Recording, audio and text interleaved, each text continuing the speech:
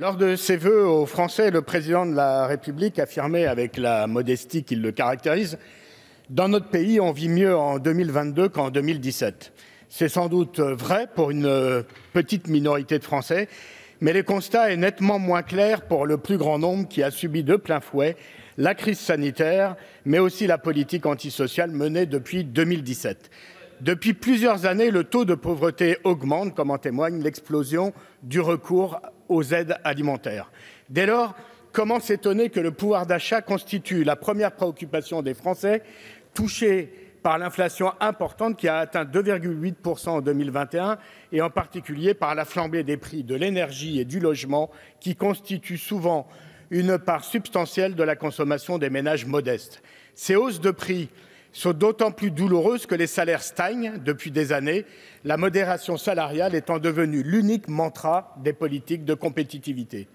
Dans ce contexte, la proposition de nos collègues insoumis visant à bloquer le prix de certains biens constitue une réponse utile qui remet au cœur des débats la question sociale à laquelle nous sommes tant attachés. Son constat est simple. Le marché libre et concurrentiel ne permet pas, dans bien des situations, de fixer le prix juste. Non, le marché n'est pas un horizon indépassable.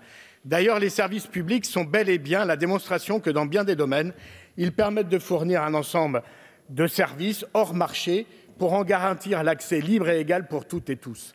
C'est une des originalités de notre modèle économique et social en France, malgré les assauts réguliers des libéraux, la santé, l'éducation, la recherche, mais aussi au niveau local, la cantine, les loisirs, la culture, le sport ou encore les transports sont largement admis par nos concitoyens comme relevant du service public. Ainsi, avec la crise du Covid ou la flambée des prix de l'énergie, c'est ce même raisonnement qui a conforté dans le débat public des propositions que notre groupe porte, la création d'un pôle public de l'énergie d'une part, ou encore du médicament, tant ces produits sont stratégiques, tant il est primordial d'en garantir l'accès à tous, ce qui nécessite par conséquent l'intervention par le moyen d'un pilotage public. Depuis trop longtemps, depuis 1987 pour être précis, notre pays a renoncé à ce que cette intervention publique puisse aussi s'exercer sur les prix en laissant quasiment exclusivement au marché concurrentiel le soin de les fixer.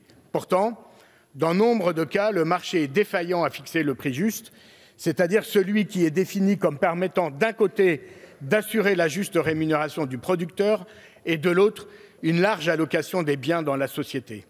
Ainsi, sous l'effet de la spéculation, le marché peut fixer à la baisse des prix déconnectés de la valeur réelle.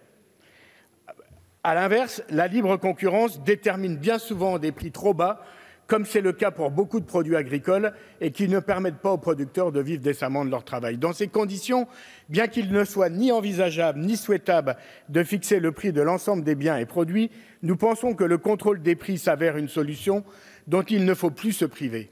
Dans cette perspective, le cadre législatif est peut-être trop limité, mais il manque surtout une volonté politique réelle pour l'utilisation de ce type de dispositions. La proposition de loi de nos collègues insoumis permettra donc d'étendre les possibilités pour recourir à l'encadrement des prix en incluant notamment l'énergie et les produits de première nécessité, dont les produits alimentaires. Il s'agit là d'un outil supplémentaire qui permettra de soutenir le pouvoir d'achat des ménages.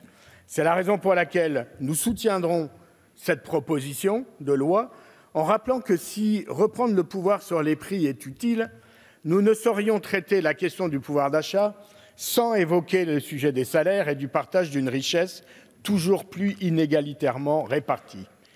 La volonté politique que cette proposition de loi exprime sur les prix, faisons la nôtre pour lever les tabous et mettre aussi à l'ordre du jour l'augmentation du SMIC, une conférence sur les salaires et le relèvement du point d'indice du traitement des fonctionnaires. Je vous remercie.